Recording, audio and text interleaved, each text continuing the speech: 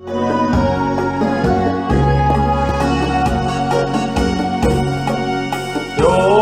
해 동안 주 떠나 세상 연락을 즐기고 저 흉악한 죄에 빠져서 주를 잊었네. 오 사랑의 예수님, 내 마음을 고렵니다.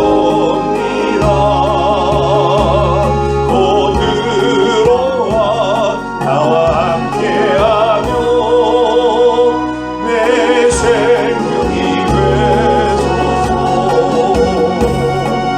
죄악에 죽을 인생을 심히 불쌍히 여기사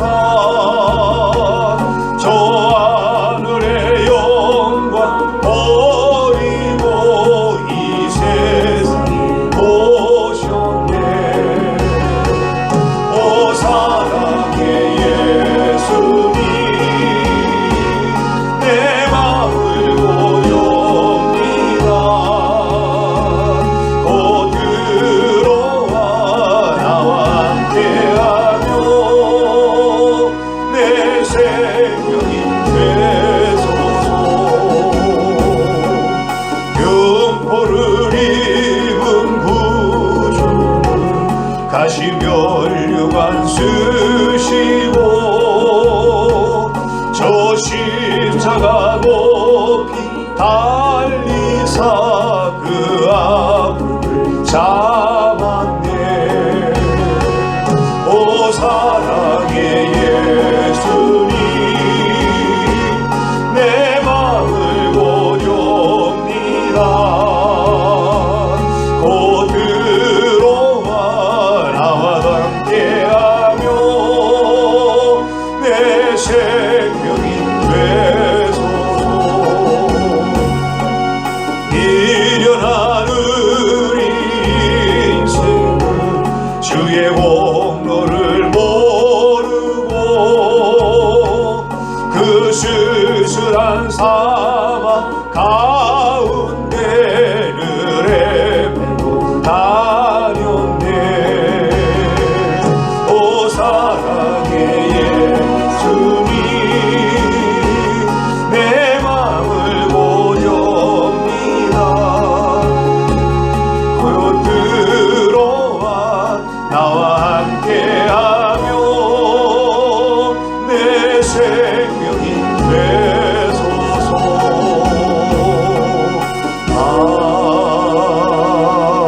아멘. 오늘은 요한복음 6장 22절부터 59절 말씀을 통해 내 살과 피를 먹어라 사통설 제63강으로 함께 하겠습니다. 자, 마태복음 4장과 마가복음 6장, 요한복음 6장 16절부터 21절에서 물 위로 걸어오신 예수님이 베드로에게 물 위를 걸어오라고 하셨던, 그래서 베드로가 물 위를 바다 위를 걸었던 사건은 밤사이에 있었던 일입니다. 오병이어의 기적을 행하시고 밤에 기도하시고 제자들 먼저 보내고 예수님 기도하러 가셨다가 제자들이 풍랑을 일을 때 예수님이 오셔서 그 바다 위를 걸어오셔서 베드로를 걷게 하셨던 거예요. 자, 22절부터 24절을 보게 되면 이튿날 바다 건너편에 서 있던 무리가 배 한 척 외에 다른 배가 거기 없는 것과 또 어제 예수께서 제자들과 함께 그 배에 오르지 아니하시고 제자들만 가는 것을 보았더니 그러나 디베랴에서 배들이 주께서 축사하신 후 여럿이 떡 먹던 그곳에 가까이 왔더라. 무리가 거기에 예수도 안 계시고 제자들도 없음을 보고 곧 배들을 타고 예수를 찾으러 가버나움으로 가서. 자, 베세다에서 오병이의 기적을, 그러니까 갈릴리로 보면 북동편입니다. 북쪽의 동편. 누구 지역이라고요? 헤롯의 동생, 이북 동생의 통치 지역. 그리고 지금 가버나움, 헤롯의 갈릴리 지역. 가보면 어떤 곳입니까? 예수님의 사역 본부가 있는 곳이라 그랬죠. 자, 베세다에서 오병이의 기적을 경험했던 무리들이 배를 타고 예수님 계신 가버나움까지 배 타고 왔습니다. 그들이 왜 이렇게 왔을까? 첫째로 볼 것은 예수님께서는 자기를 찾아온 무리들의 잘못된 생각과 마음을 지적하십니다. 25절 26절 보면은 바다 건너편에서 만날 앞이여 언제 여기 오셨나이까 하니 예수께서 대답하여 이르시되 내가 진실로 진실로 너에게 이르노니 너희가 나를 찾는 것은 표적을 본 까닭이 아니요 떡을 먹고 배부른 까닭이로다. 자신을 찾아온 베세다에서 배 타고 다시 가버나움까지 온 그 무리들 향해서 예수님은 기적이 아닌 떡을 먹고 배부른 까닭에 왔다. 다시 말해서 너희들의 관심은 영적인 것이 아닌 동물적, 즉 먹고 마시는 육적인 것에 있다고 하신 겁니다. 사람이 먹고 마시는 것을 위해 일하고 있다면 본능에 충실한 삶을 살고 있는 것입니다. 인간적으로 보면 잘 살고 있는 것이에요. 그런데 그리스도인은 예수님의 제자된 사람들의 수준은 세상 사람들과 달라야 된다고 말씀하십니다. 썩을 양식을 위해서 일하지 말고 영생하도록 있는 양식을 위하여 일하라고 하십니다. 27, 29절입니다. 썩을 양식을 위하여 일하지 말고 영생하도록 있는 양식을 위하여라. 이 양식은 인자가 너에게 주리니 인자는 아버지 하나님께서 인치신 자니라. 그들이 묻되 우리가 어떻게 하여야 하나님을 아우리까? 예수께서 대답하여 이르시되 하나님께서 보내신 이를 믿는 것이 하나님의 일이다. 떡은 사람에게 필요하지만 결국 다 썩는 양식에 불과하다. 그래서 구약 성경 선조서는 세상의 모든 것이 헛되며 헛되고 헛되다고 가르쳤던 것입니다. 세상의 모든 것들과 부귀영화 그 모든 즐거움들은 다 지나가는 것입니다. 사람은 떡을 아무리 먹고 또 먹어도 결국 늙고 병들고 쇠하다가 죽습니다. 예수님께서는 썩을 양식을 위해 일하지 말라고 그래서 말씀하신 거예요. 즉 우리의 삶의 목적, 목표를 그런 썩을 것, 허무한 것에 두지 말라는 것입니다. 베드로전서 1장 23절부터 25절에 보면 너희가 거듭난 것이 썩어질 씨로 된 것이 아니요 썩지 아니할 씨로 된 것이니 하나님의 살아있고 항상 있는 말씀으로 되었느니라. 그러므로 모든 육체는 풀과 같고 그 모든 영광의 풀의 영과 꽃과 같으니 풀은 마르고 꽃은 떨어지되 오직 주의 말씀은 세세토록 있도다 하였으니 너에게 전한 복음이 곧 이 말씀이니라. 하나님의 살아있는 말씀, 이 말씀을 믿고 그 말씀에 목적 삼고 인생을 두라는 거예요. 썩을 것에 두지 말고. 여기서 이 27절에 하나님께 인치신 자라. 인치셨다는 말은 하나님께서 예수님을 세상의 구주로 확증하셨다. 보증하셨다는 겁니다. 예수님은 하나님의 보내신 구주시요 영생을 주시는 분이에요. 자, 무리들은 그 표적의 참 뜻을 알지 못하고 떡을 먹고 배부른 것만 알고 예수님을 지상의 그 메시아 왕국을 건설할 선지자로 알았어요. 그래서 그들이 예수님을 억지로 세상 나라의 임금을 삼으려고 했다고 했습니다. 만약 예수님이 임금이 되시면 이스라엘 백성들은 요즘 말로 하면 대박 나는 거예요. 가난해서 해방됩니다. 먹고 사는 경제 문제가 해결돼요. 오병이어로 5,000명을 먹인 걸 보여줬죠. 또 질병에서 해방되어 건강 문제가 해결됩니다. 예수님 모든 병을 고치셨어요. 또한 로마 정부에서 해방되어 정치 문제가 해결되고 이스라엘이 독립된다. 그래서 기대했던 겁니다. 경제 문제, 건강 문제, 정치 문제 다 해결해 주니까 대박 나는 거 아니에요. 그래서 지금 우리들이 예수님을 쫓아온 거예요. 예수님께서는 세상 나라야 물질 그런 육신적인 것을 해결해 주려고 오신 것이 아니에요. 영혼의 죄 가운데서 구원하시려고 오셨던 것입니다. 유대인들은요, 예수님을 육신적이고 세상적인 문제를 해결해 주시는 분으로 알고 환영하고 영접했다가 그 욕망, 자기들이 그 뜻대로 안 되고 어긋나니까 예수님 어떻게 나중에 뭐 합니까?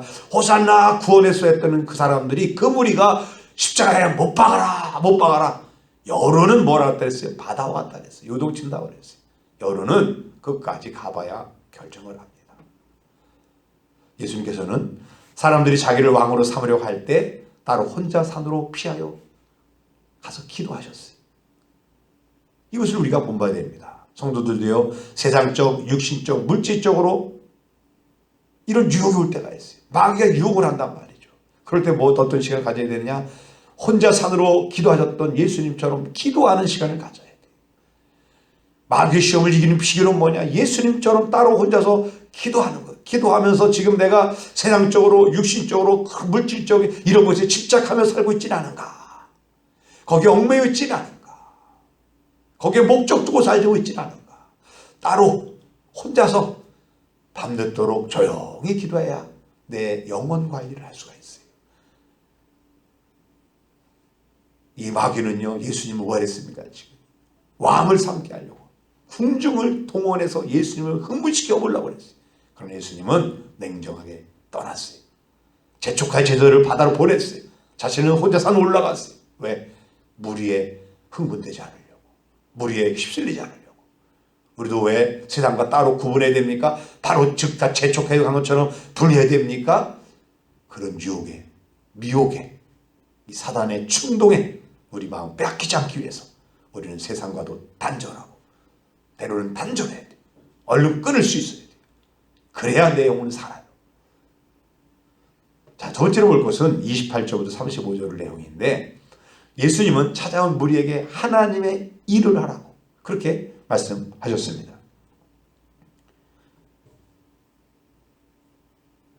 28절, 그들이 묻되 우리가 어떻게 하여야 하나님의 일을 하오리까? 예수께서 대답하여 이르시되 하나님께서 보내신 이를 믿는 것이 하나님의 일이라 하시니, 그들이 묻되 그러면 우리가 보고 당신을 믿도록 행하시는 표적이 무엇이니까? 하시는 일이 무엇이니까? 기록된 바 하늘에서 그들에게 떡을 주어 먹게 하였다 함과 같이 우리 조상들은 광야에서 만나를 먹었나이다. 예수께서 이르시되 내가 진실로 진실로 너에게 이르노니 모세가 너에게 하늘로부터 떡을 준 것이 아니니라. 내 아버지께서 너에게 하늘로부터 참떡을 주시나니 하나님의 떡은 하늘에서 내려 세상에 생명을 주는 것이니라. 그들이 이르되 주여 이 떡을 항상 우리에게 주소서. 예수께서 이르시되 나는 생명의 떡이니 내게 오는 자는 결코 줄이지 아니할 것이요 나를 믿는 자는 영원히 목마르지 아니하리라.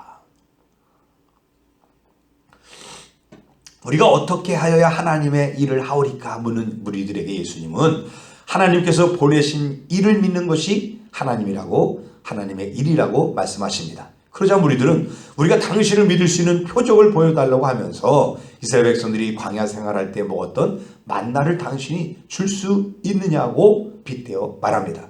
매일 먹고 사는 문제는 광야 때나 신약 때나 지금이나 똑같습니다. 무리들은 또다시 오병이의 기적을 행하여 먹는 문제를 해결하는 기적을 보여달라고 말하는 것입니다. 예수님께서는 모세가 만나를 준 것이 아니라 하나님께서 떡을 주신 것이라고 말씀하시면서 하늘로부터 참떡을 하나님께서 주셨다고 하십니다. 새롭게 주는 하나님의 떡은 세상에 생명을 주는 것이라고 말씀하시면서 무리들이 그 생명의 떡을 항상 우리에게 달라고 하자 예수님이 뭐라 합니까? 내가 생명의 떡이니 내게 오는 자는 결코 줄이지 아니할 터이요 나를 믿는 자는 영원히 목마르지 아니하리라. 자, 29절에서 하나님의 일이 하나님께서 보내신 이를 믿는 것이라 하셨던 것은 영원한 생명의 떡이신 예수님을 믿는 것이다. 이렇게 말씀하시고 계신 것입니다. 자, 예수님을 믿는 일이 왜 중요합니까? 36절부터 40절을 보게 되면은 그러나 내가 너에게 이르기를 너희는 나를 보고도 믿지 아니하는도다 하였느니라.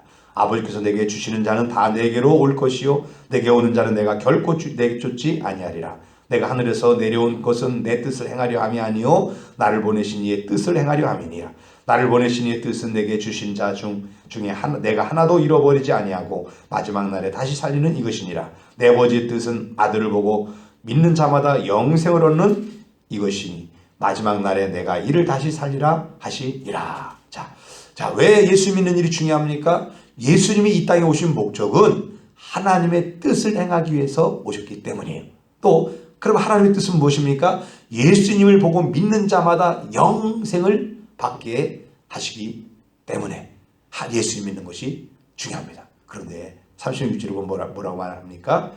그러나 내가 너에게 이르기를 너희는 나를 보고도 믿지 않는도다. 아버지의 뜻은 아들을 보고 믿는 자마다 영생을 얻게 하는 건데 지금 너희들이 나를 믿지 않고 계속 뭐합니까? 썩어질 육신만 구하고 있다는 거예요.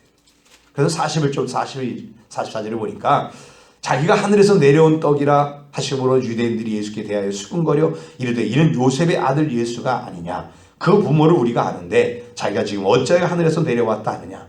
예수께서 대답하여 이르시되 너희는 서로 수군거리지 말라. 나를 보내신 아버지께서 이끌지 아니하시면 아무도 내게 올 수 없으니 오는 그를 내가 마지막 날에 다시 살리리라. 자, 무리들은 예수님을 보았지만 계속해서 썩어질 육신의 것에만 집착하고 있습니다. 무리들은 하나님의 일, 예수님을 믿는 일보다는 예수님을 통해 얻게 될 육적인 것에만 관심을 갖고 있어서 끝내 영적인 일에는 도달하지 못하고 있습니다. 세 번째로 볼 것은요, 예수님의 살과 피를 먹어야 영생합니다. 45절부터 보게 되면은 선지자의 글에 그들이 다 하나님의 가르치심을 받으리라 기록되었은즉 아버지께 듣고 배운 사람마다 내게로 오느니라. 이는 아버지를 본 자가 있다는 것이 아니라 오직 하나님에게서 온 자만 아버지를 보았느니라. 진실로 진실로 너에게 이르노니 믿는 자는 영생을 가졌나니 내가 곧 생명의 떡이니라. 너희 조상들은 광야에서 만나를 먹었어도 죽었거니와 이는 하늘에서 내려온 떡이니 사람으로 하여금 먹고 죽지 아니하게 하는 것이니라. 나는 하늘에서 내려온 살아있는 떡이니 사람이 이 떡을 먹으면 영생하리라. 내가 줄 떡은 곧 세상의 생명을 위한 내 살이니라 하시니라. 그러므로 유대인들이 서로 다투어 이르되 이 사람이 어찌 능히 자기 살을 우리에게 주어 먹게 하겠느냐. 예수께서 이르시되 내가 진실로 진실로 너에게 이르노니 인자의 살을 먹지 아니하고 인자의 피를 마시지 아니하면 너희 속에 생명이 없느니라. 내 살을 먹고 내 피를 마시는 자는 영생을 가졌고 마지막 날에 내가 그를 다시 살리리니 내 살은 참된 양식이요 내 피는 참된 음료로다. 내 살을 먹고 내 피를 마시는 자는 내 안에 거하고 나도 그의 안에 거하나니 살아계신 아버지께서 나를 보내심에 내가 아버지로 말미암아 사는 것 같이 나를 먹는 그 사람도 나로 말미암아 살리라. 이것은 하늘에서 내려온 떡이니 너희 조상들이 먹고도 죽은 것과 같이 아니하여 이 떡을 먹는 자는 영원히 살리라. 이 말씀은 예수께서 가버나움 회당에서 가르치실 때 하셨느니라. 자, 예수님은 무리들에게 내가 생명의 떡이니 나를 먹는 자는 영생한다고 말씀하셨어요. 내 살과 피를 먹어라 는 예수님의 말에 유대인들은 깜짝 놀랐습니다. 유대인들이 서로 말하되 서로 다투어 이르되 이 사람이 어찌 능히 자기 살을 우리에게 주어 먹게 하느냐. 52절에 말하잖아요. 피를 먹는 것은 율법에 금한 것이고 유대인들에게는 최대의 금기사항입니다. 살과 피를 먹어라. 그럼 뭐하래? 식인종이 되란 말인가. 그래서는 공개적으로 다툽니다. 예수님 왜 자신의 살과 피를 언급하셨을까요? 예수님은 육신의 양식의 문제를 말씀하시다가 자신의 살과 피를 먹으라는 것으로 나갑니다. 즉 다시 말해 이 육신에 속한 이 사람들에게 뭐 수준에 맞춰서 그래 너희들 맨날 먹는 문제 얘기하지 그래 내 살과 피를 먹어 그럼. 여러분 살과 피는요 육체를 의미하는 거예요. 예수님의 육체를 가지고 오셨어요. 영으로만 존재하지 않는단 말이죠. 우리가 똑같은 살과 피를 가지고 계셔요. 살은요 육신을 의미하고 예수님은 우리가 똑같은 육체를 가지셨어요. 아프고 병들고 피곤을 느끼는 그런 육체, 배고픔을 느끼고 연약성을 지닌 육체를 얘기하고 피는요 생명을 얘기하는 거예요. 유대인들은 피를 절대로 먹지 않았어요. 왜냐하면 인간의 생명이 피에 있다고 믿었기 때문에. 피는 생명이 절대적으로 중요한 거예요. 예수님은 이런 인간의 피를 가지신 완전한 인간이었다. 살과 피는 육체를 의미하고 그러면 예수님의 피와 살, 육체를 우리와 무슨 상관이 있습니까?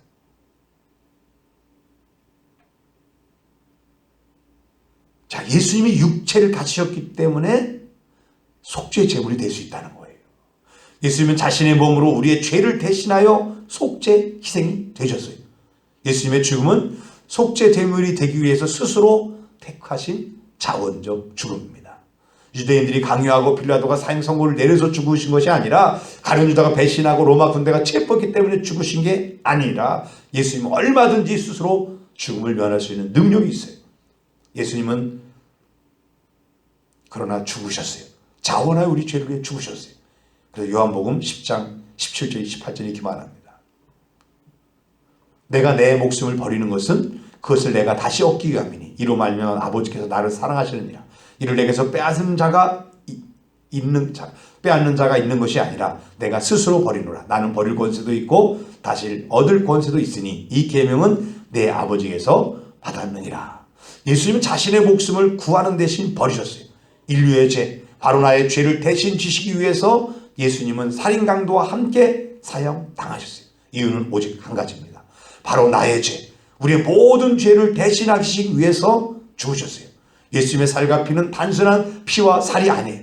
우리 죄를 대신한 속죄의 살과 피입니다. 마태복음 26장 26절 28절 보게 되면 예수님 마지막 유월절을 제자들과 지키시면서 하셨던 말씀이 나옵니다.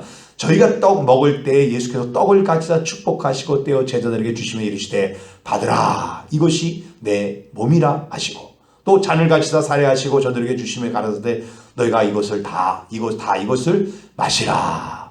이것은 죄사함을 얻게 하려고 많은 사람을 위하여 흘리는 바 나의 피 곧 언약의 피니라.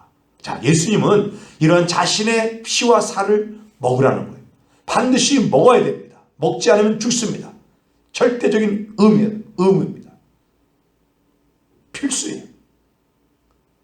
먹으라는 말은 유대인이 생각한 처럼 식인종이 되라는 말이 아닙니다. 뭐라 그랬습니까? 예수님을 믿으라는 거예요.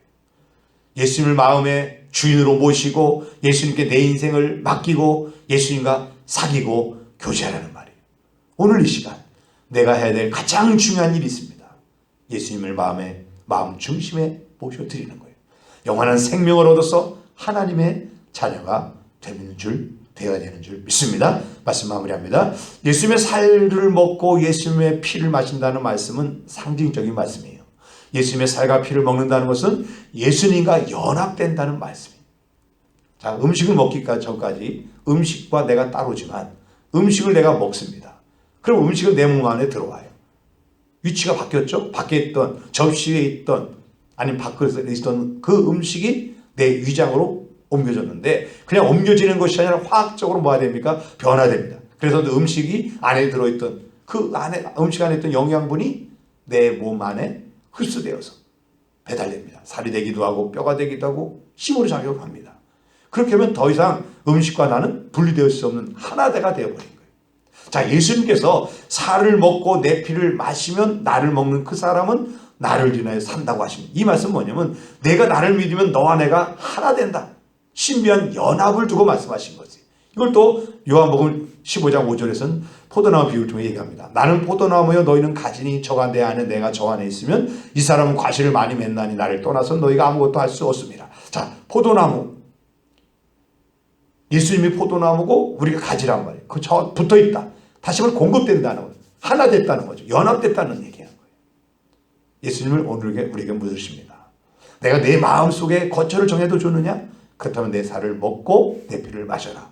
내 살을 먹고 내 피를 마시는 자는 영생을 가졌고 마지막 날에 내가 그를 다 살리니 내 살은 참된 양식이요 내 피는 참된 음료로다. 이 먹는다는 말은 56절 57절의 말씀 이렇게 말합니다. 내 살을 먹고 내 피를 마시는 자는 내 안에 거하고 나도 그 안에 거하나니 살아계신 아버지께서 나를 보내심에 내가 아버지를 인하여 사는 것 같이 나를 먹는 그 사람도 나를 인하여 살리라. 내 안에 가고 나도 안에 연합된 것. 내 살을 먹고 내 피를 마시는 자는 내 안에 거하고 나도 그 안에 거한다. 즉 예수님이 내 안에 계시고 내가 예수님 안에 사는 삶, 예수님과 교제하는 삶을 산다고 말씀하고 있는 것입니다. 시편 119편 131절에 보면 내가 주의 계명들을 삼함으로 내가 입을 열고 헐떡였나이다. 마치 주인이 밥을 줄 때 강아지가 와서 헐떡거리듯이 우리가 하나님의 말씀 뭐해야 돼? 그렇게 헐떡거리면 사모해야 된다 그래요. 우리 죽고 사는 것이 하나님의 말씀에 달렸기 때문에 하나님의 말씀을 먹을 때 예수의 생명이 내 안에서 역사하는 것을 경험하게 될 것입니다. 과거 광야 시절 이스라엘 사람들은 만나를 먹어서도 죽었어요. 그러나 우리는 주님의 살과 피를 먹음으로써 영원히 살게 되었어요. 내 살은 참된 양식이요 내 피는 참된 은혜로다. 예수님의 살과 피를 먹음으로 즉 믿음으로 영생을 얻으신 기쁨을 날마다 주님과 하나 되어 교제, 주님 안에 거하고 말씀 안에 거하는 그런 삶을 통해서 날마다 기쁨을 누리며 사시기를 예수님의 이름으로 축원합니다. 기도하겠습니다. 하나님 아버지, 우리를 부르시고 사명을 주셔서 감사합니다.